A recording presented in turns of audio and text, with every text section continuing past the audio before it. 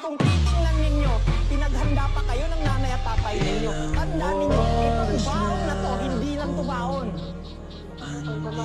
Yung pagmamahal, yung pera, sakripisyo na meron sila pambili ng bigas na to, yun ang laman nito. Sadyang hindi nyo lang nakikita. Minsan magrereklamo kayo na wala kayong ulam. Eh ang tanong ko, nakita nyo bang kumain yung mga magulang nyo para lang mabili ito?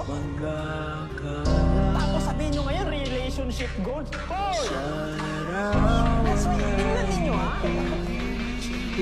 Kung bawat bagay na tinitingnan ninyo o tinatanggap nyo sa pamilya ninyo, sa nanay o sa tatay, o OFW man yan o hindi, malayo man yan o hindi, kung titingnan nyo sa na yung mismo binigay niya, hindi lang basta pera, hindi lang basta baon, hindi lang basta damit, papasalamatan nyo sila.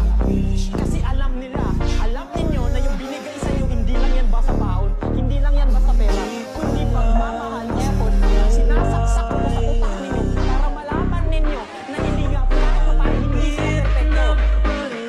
Pero kung papansin ninyo kung ano yung binigay sa inyo, kung marunong lang kayong magpasalamat, kahit kapag Di ko maiwan